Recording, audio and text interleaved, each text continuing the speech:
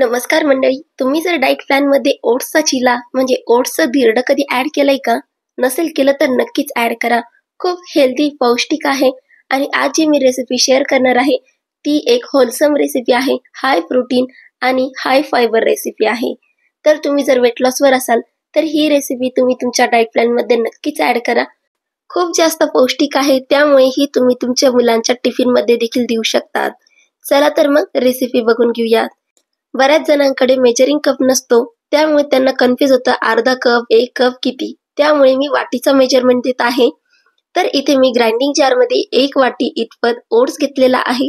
हा instant oats आहे. याला आपण एकदम फाईन पावडर मध्ये कन्वर्ट करून घेऊ, काही अशा प्रकारे. आता याला आपण एका बाउल मध्ये काढून घेऊयात.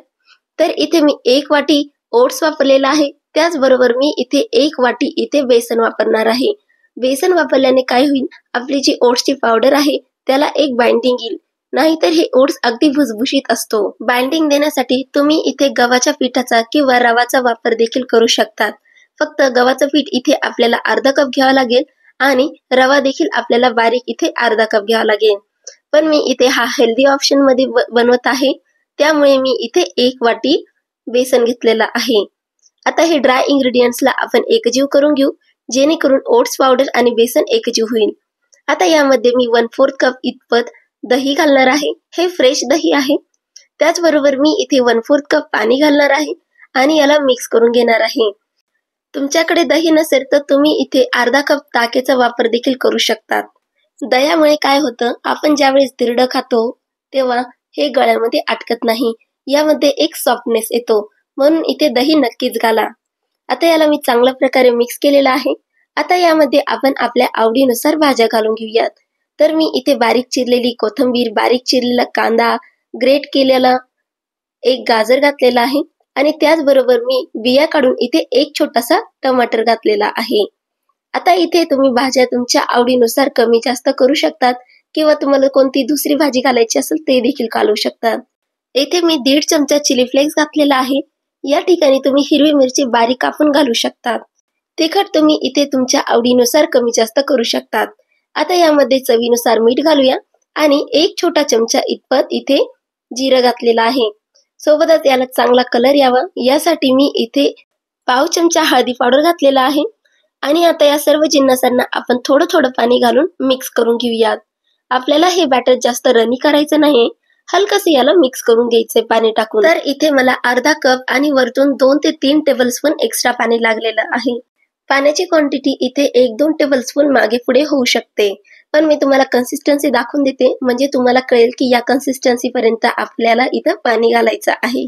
तर बघू शकतात, काही अशा प्रकारे ड्रॉपिंग कन्सिस्टन्सी आपल्याला हवी आहे, जेणेकरून आपण ज्यावेळेस याला तव्यावर स्प्रेड करू त्यावेळेस भाज्या एकीकडे आणि पीठ एकीकडे असं होणार नाही.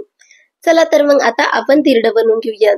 तर इथे मी हलकसं तेल असं ब्रश केलेलं आहे आणि त्यावरती एक पोळी भरून मी इथं मिश्रण असं गोलाकार स्प्रेड केलेलं आहे.